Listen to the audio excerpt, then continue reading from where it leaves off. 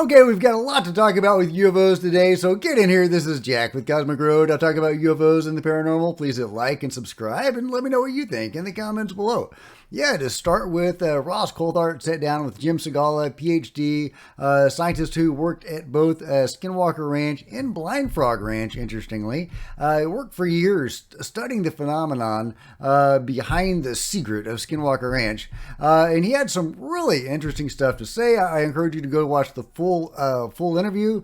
But here is one anecdote that he gives. It's a personal experience somebody had at the ranch, Skinwalker Ranch, backed up by scientific equipment. Let's give a listen.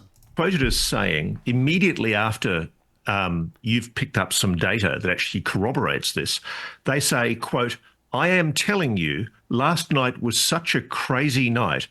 If I were to ever say I was abducted, it would have been last night. It was the strangest experience."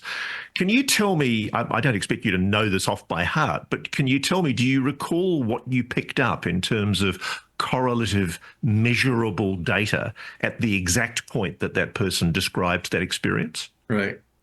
So the interesting part of the experiment that we did is that it's sort of a blind experiment. The people have no idea what the data looks like. They never really know. They know maybe 2-3 weeks later.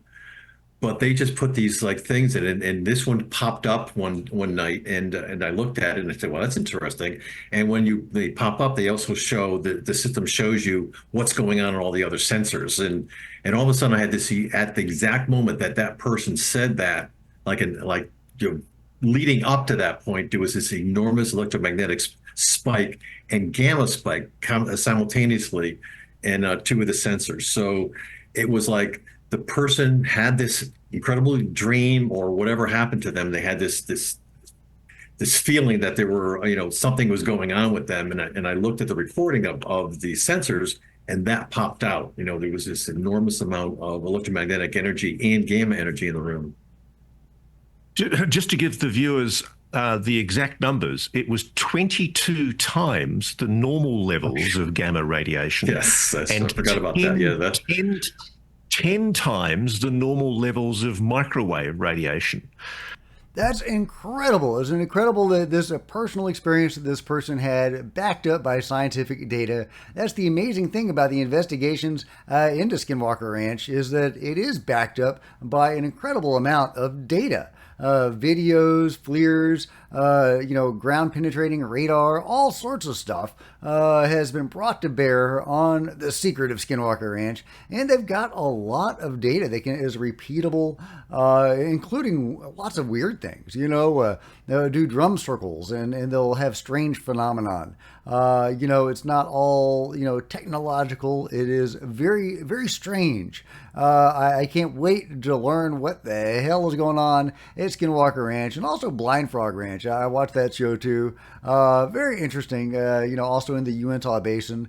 Definitely there are some fascinating secrets to be learned from studying those places, and it might tell us a lot about the phenomenon if we can ever figure that out. Also, beyond Skinwalker Ranch, they've gotten some great stuff as well, and interestingly, a lot of parallels to what is happening at Skinwalker Ranch. Skinwalker Ranch doesn't seem to be an isolated incident or series of incidents, and not even the Uinta Basin. It's, there are multiple places that they have gone, seeing very interesting parallels, again, to what is going on at Skinwalker.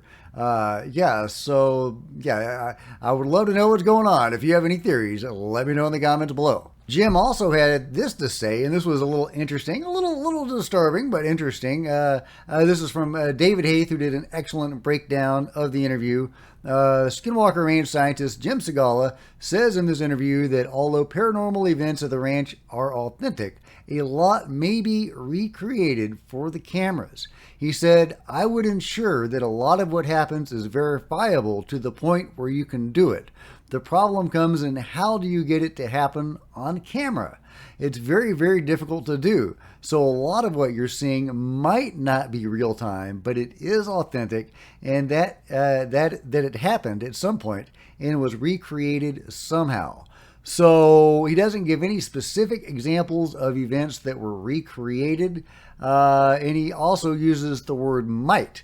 might not be real time, might be recreated. So is he saying it was actually recreated, or is his understanding that it might have been recreated?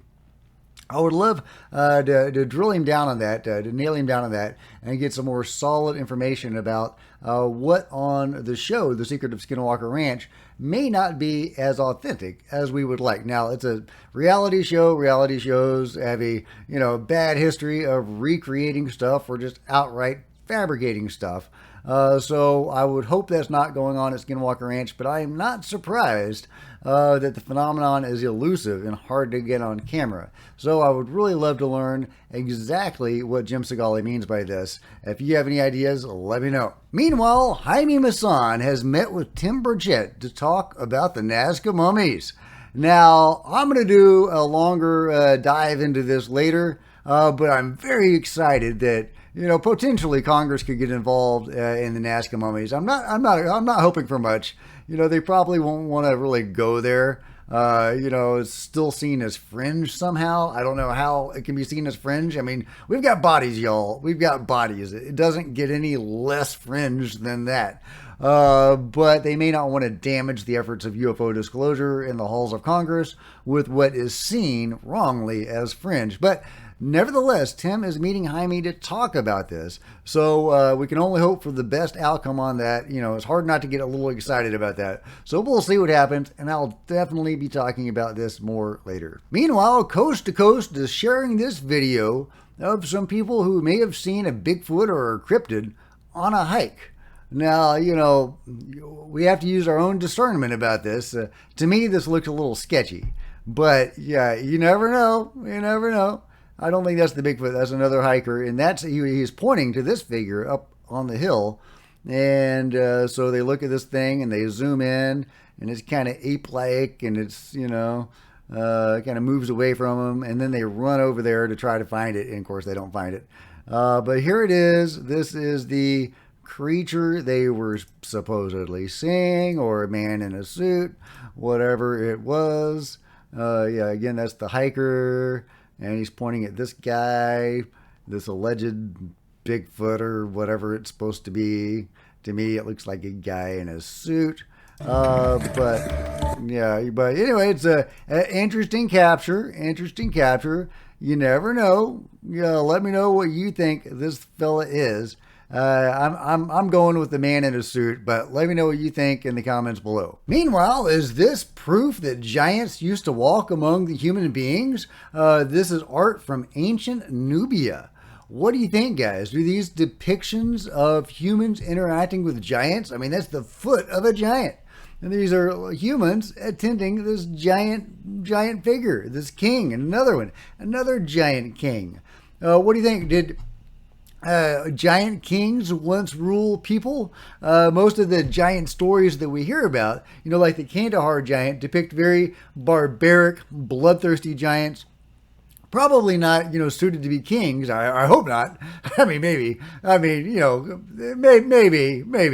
But hopefully not. Either way, these seem much more civilized giants. He's got, a cap on. He's got a skirt. He's rocking the whole Egyptian or Nubian skirt kind of thing.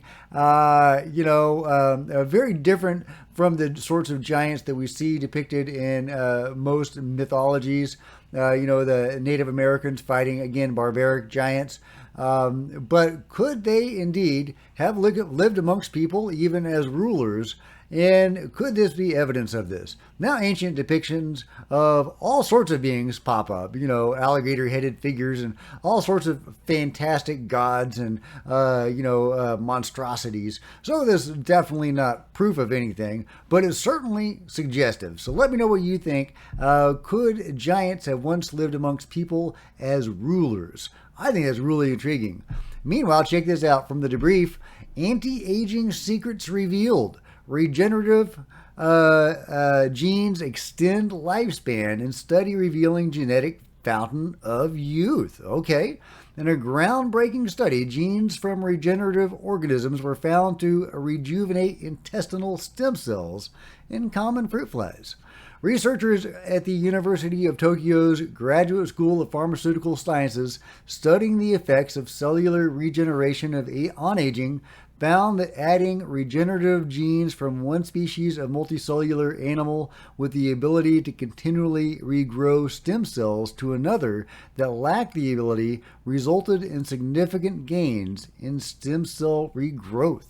Wow, that is really exciting and encouraging. Of course, you hear about this stuff all the time. Seems like every year there's some new anti-aging thing that comes out. But as of yet, I haven't heard of any immortals walking around. But getting down to the conclusions here and the future of anti-aging, details on the molecular working of NHJDs are still unresolved, Nakajima said, and it's unclear whether they work alone or in combination with some other component.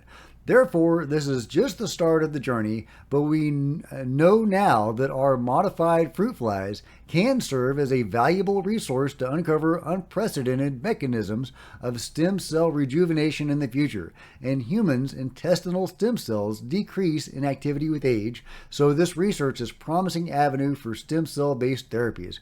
Okay, well, there's that. If nothing else, either way, very exciting to hear about the progress that is being made on anti-aging. Meanwhile, if you saw the interview with Jon Stewart the other day, you know he was talking about an individual that was present during the alien interview.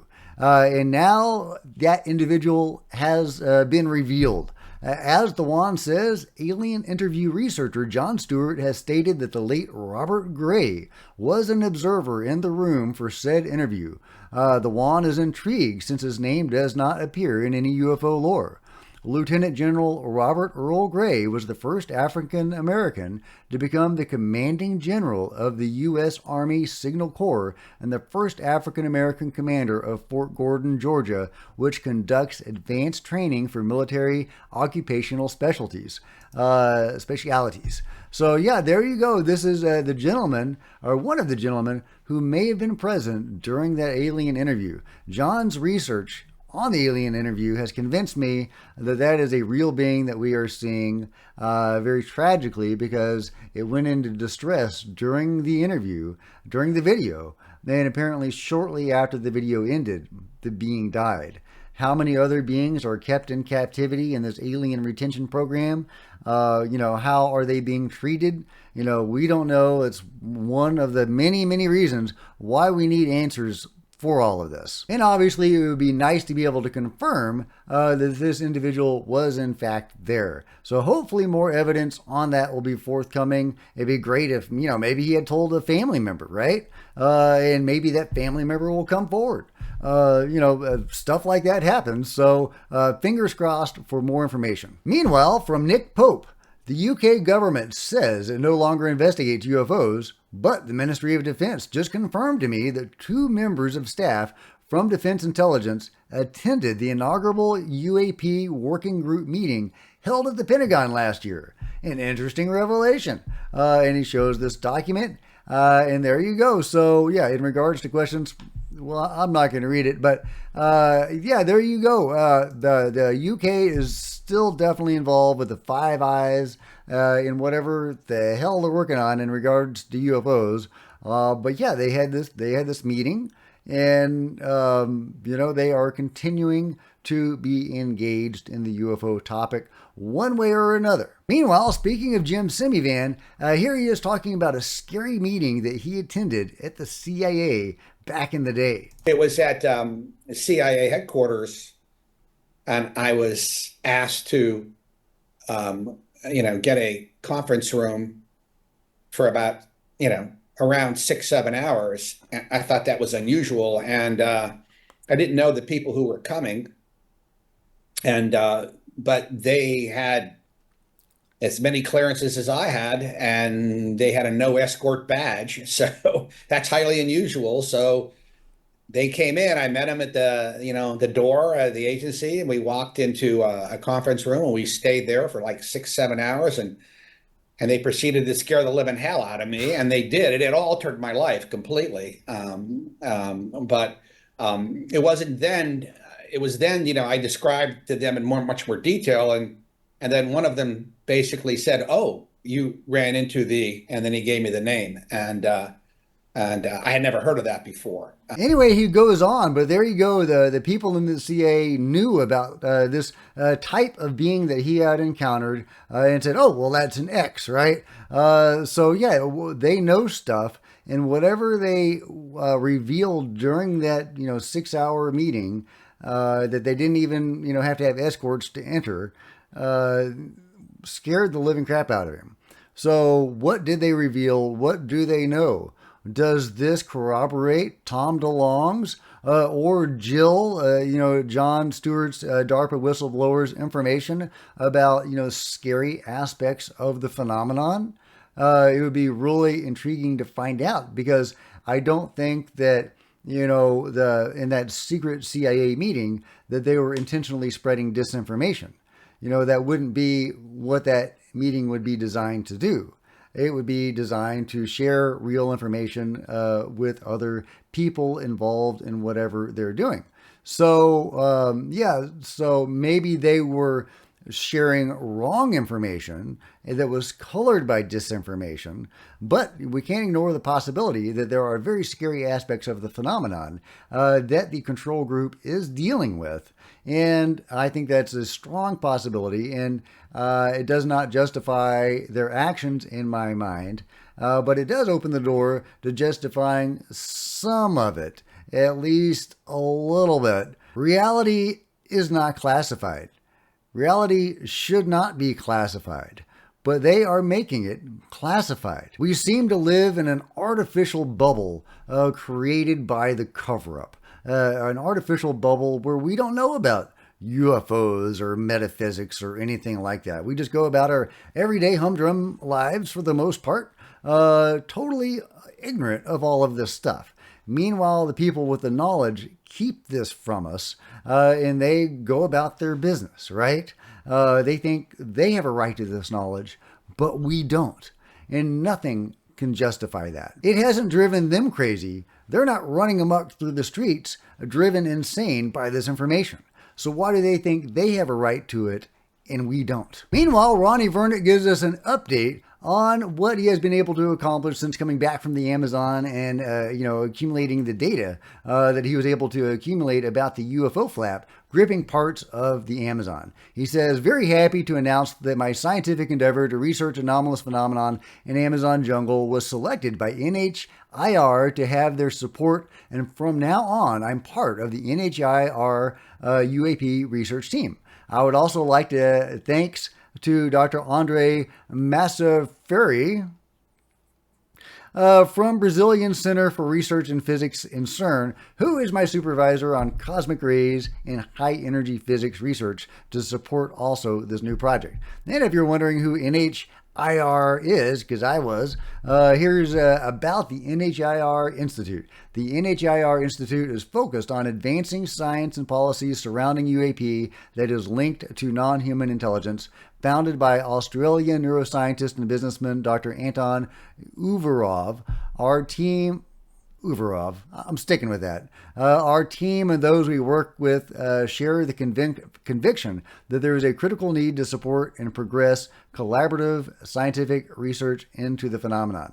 Okay, well, sounds awesome. I can't wait to see what they and Ronnie come up with in the days ahead, and I can't wait to see more about the amazing evidence that he was able to gather from his days in the Amazon. Anyway, let me know what you guys think about it all in the comments below. And if you've enjoyed this video, please give me a big thumbs up. I sure would appreciate it. Smash the like button, the subscribe button, and the bell to be notified of future videos. You don't want to miss a thing. Join me on social media, Facebook and Twitter, links below. Love to see you guys there. If you want to support Cosmic Road in a bigger way, consider grabbing a coffee mug or a t-shirt in the merch store below, or buying one of my novels. I'm a novelist. You can see my books in the link below, or you can become a channel member, because channel members are rock stars. I really appreciate you guys' support. Thank you.